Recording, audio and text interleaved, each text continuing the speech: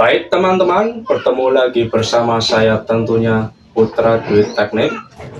Kali ini saya akan membagikan sebuah video ya tentang sebuah freezer box dengan permasalahannya ini kata usernya tidak dingin ya freezer boxnya. Oke. Nah ini bicara kasus tidak dingin ya teman-teman ya untuk freezer box. Untuk kasus tidak dingin di suatu sistem freezer box ataupun kulkas ini tidak melulu itu freon. Oke. Karena apa saya bicara seperti ini?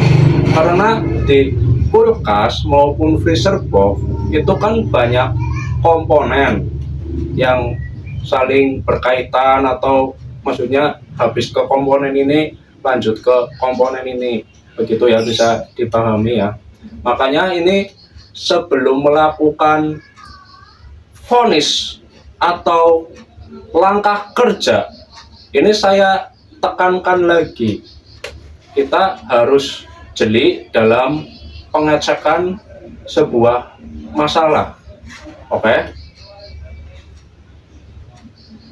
Bisa dipahami ya yang saya omongkan barusan. Berarti kan kalau kita langsung nyerangnya freon ini bakalan panjang urusannya, masalahnya harus ngelas segala macam, vakum ini itu ya. Sebenarnya ini nanti pas sudah dikerjakan bukan freonnya, maksudnya sudah dilas gitu, pas mau hidupin mesin aduh ini nggak hidup, nah kan malah berabe urusannya. Makanya ini harus poin dalam pengecekan masalahnya ya. Oke, seperti yang ada di video kali ini, teman-teman bisa lihat ya untuk permasalahan dan penanganan freezer box tidak dingin yang ada di video kali ini. Oke, dan saya tekankan sekali lagi, ini bukan masalah freon. Oke, karena saya bilang banyak komponen yang ada di dalam freezer box. Nah, sebelum teman-teman lanjut ke videonya, ini teman-teman bisa subscribe, like, comment, share, dan hidupkan loncengnya ya teman-teman ya, untuk bisa mengetahui kalau ada konten-konten atau video-video terbaru dari channel saya. Oke, terima kasih. Simak ya teman-teman videonya, semoga bisa diikuti dan bermanfaat. Kali ini ada job ya, nih freezer box mini. Keluhannya ini jika dicolokin tidak dingin, malah hangat ya, cuma hangat ya. Gimana penyebabnya dan solusinya, bisa simak terus videonya ya teman-teman. Oke teman-teman, kita coba analisa apa kerusakannya freezer box mini ini ya. Oke, ini untuk pengaturan suhu juga udah disetting ke nomor 6 ya. Oke, coba kita cek dulu. Untuk tang ampere juga kita hidupin ya. Terus kita coba colokin freezer boxnya. Oke, bisa dilihat tang ampere menunjukkan ampernya segini ya. Ini berarti ada yang tidak beres pada kompresor freezer boxnya ya.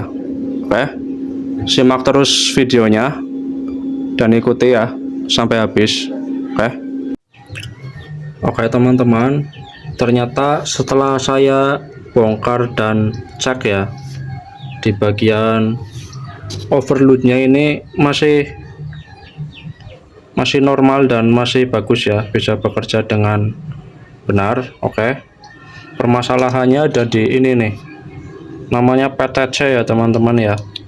Ini setelah saya cek dan bongkar ya, ternyata ini tuh bisa dilihat keramiknya itu sudah hancur tuh. Ini yang menyebabkan mesinnya tidak hidup ya, dan ampere tinggi. Oke, bagaimana solusinya? Simak terus videonya ya teman-teman. Oke. Jadi solusinya teman-teman bisa mengganti PTC-nya ini ya, tapi dengan catatan ini kakinya harus sama. Ini kaki kanan nih, tuh. Ini juga udah disiapkan gantinya, kaki kanan ya, bentuknya begini. Oke, simak terus videonya. Setelah proses pemasangan, apakah normal dan dingin? Oke.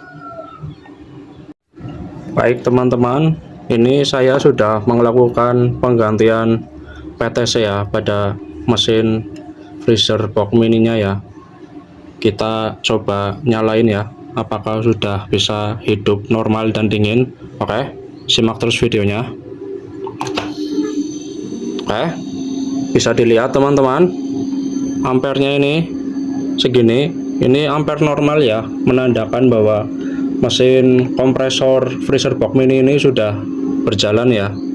Oke, kita tunggu dulu sampai rata ya di dalam freezer boxnya atau di evaporatornya. Oke, simak terus videonya ya teman-teman. Oke teman-teman, setelah saya melakukan penggantian PTC ya pada mesin freezer box mini ini dan melakukan running selama 2 jam ya, bisa dilihat ini ampernya 0,57 ya, normal.